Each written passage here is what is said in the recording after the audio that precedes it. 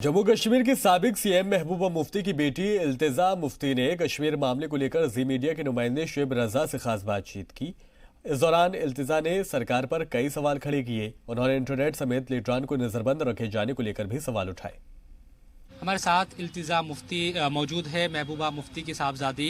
इल्तिजा जी, मैं आपसे जानना चाहता हूं क्योंकि लंबा अरसा एक हो चुका है, करीब 7 महीने।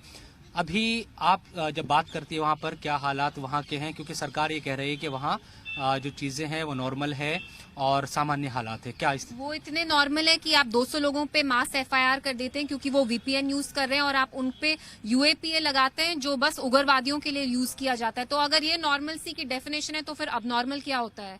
हमारे लिए abnormal is the new normal. पता नहीं ये पैरामीटर्स क्या है नॉर्मल सी के, मेरी समझ में नहीं आता। कितने टाइम के लिए आप झूठ बोलेंगे? कितने टाइम आप पूरे मुल्क बाहर इंटरनेशनल कम्युनिटी की आंखों में धूल झोंकते रहेंगे? कब तक चलेगा ये?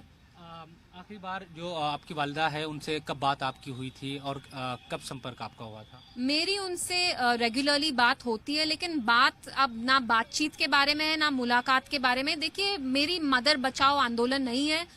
सरकार ये कहती है कि ये तमाम जो कदम है वो उठाने इसलिए ज़रूरी थे ताकि वहाँ खून खराबा ना हो, तमाम तरह की सरकार बात कहती है। इन तमाम चीज़ों से आप कितने मुत्तफिक हैं?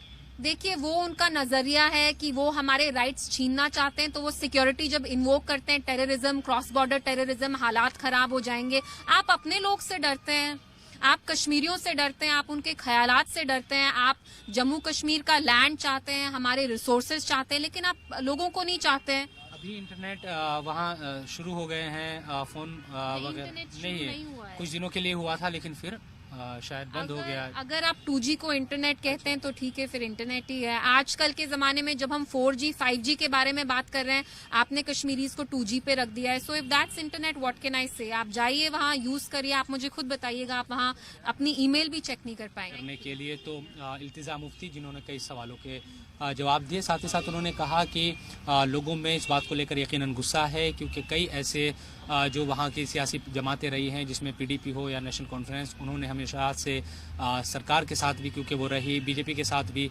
हमने देखा कि हुकूमत वहाँ पर चलाई, लेकिन अभी वही तमाम जो नेता है वो हिरासत में है, जिसको लेकर भी इल्तिजा ने अपनी बातों को रखा। कैमरामैन अंजुज के साथ जी मीडिया के लिए दिल्ली से मैं शुएब रजा।